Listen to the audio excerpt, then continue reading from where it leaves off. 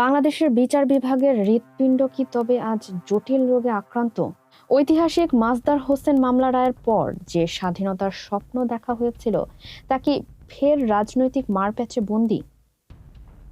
আজ শনিবার জাতীয় প্রেস ক্লাবে সুপ্রিম কোর্ট আইন অধ্যাদেশ 2025 সংক্রান্ত এক মুক্ত আলোচনায় এই প্রশ্নগুলো উঠে এলো কঠোর ভাষায়। আপিল বিভাগের অবসরপ্রাপ্ত বিচারপতি আব্দুল মতিন এক হুঁশিয়ারি উচ্চারণে বলেছেন, বিচার বিভাগ পৃথকীকরণে মাজদার হোসেন মামলার রায়ের প্রতিফলন ছিল দুটি বিশেষ অধ্যাদেশ, কিন্তু সরকার সংসদীয় ক্ষমতা বলে তা বাতিল করে বিচার বিভাগের হৃৎপিণ্ডে আঘাত করেছে। তার মতে সরকারের এই আত্মঘাতী সিদ্ধান্ত দেশের জন্য চরম সর্বনাশ ডেকে আনবে।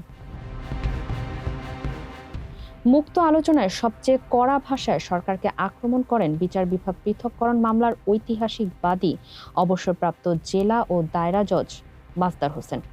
তিনি সরাসরি প্রশ্ন তোলেন, বিচার বিভাগের স্বাধীনতা নিয়ে আপনাদের এত ভয় কেন? তার মতে ক্ষমতার মসনদে বসলে শাসক গোষ্ঠী জনগণের সেবক না হয়ে মালিক হয়ে ওঠে। সংসদকে তিনি মনে করিয়ে দেন, সার্বভৌমত্ব মানে যা ইচ্ছে তাই করা নয়। গুটি কয়েক মানুষের চিন্তায় বিচার বিভাগকে পদদলিত করা মগের মুল্লুকেরই শামিল। বর্তমানে দেশে 47 লাখ মামলার পাহাড় জমে আছে। বিচার প্রার্থীরা যখন দিশেহারা তখন বিচার বিভাগকে নির্যাতনের জায়গায় পরিণত করা হচ্ছে বলে অভিযোগ করেন মাজদার হোসেন।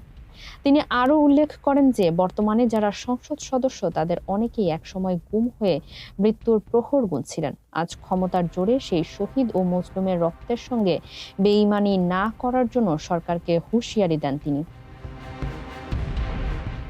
আলোচনায় বিচারকদের ওপর প্রশাসনের হস্তক্ষেপের বিষয়টিও গুরুত্ব পায়। ফেসবুকে স্ট্যাটাস দেওয়ার কারণে 28 জন বিচারককে আইন মন্ত্রণালয়ের শোকজ করার কঠোর সমালোচনা করেন মাজদার হোসেন। তিনি প্রশ্ন তোলেন, সুপ্রিম কোর্টের এখতিয়ারে হস্তক্ষেপ করার সাহস আইন মন্ত্রণালয় কোথায় পেল? ব্যারিস্টার এহসান এ সিদ্দিক, ব্যারিস্টার ওমর ফারুক এবং জুলাই আন্দোলনের নেতা আরিফ সোহেল সহ বিশিষ্ট জনেরা এই আলোচনায় সংহতি প্রকাশ করেন। তাদের দাবি একটি, আইনের শাসন নিশ্চিত করতে হলে বিচার বিভাগের উপর নির্বাহী বিভাগের খবরদারি বন্ধ করতে হবে, নতুবা জনরোষের হাত থেকে বাঁচার কোনো পথ সরকার খুঁজে পাবে না। ফারিহ আহমেদ, মানবকণ্ঠ।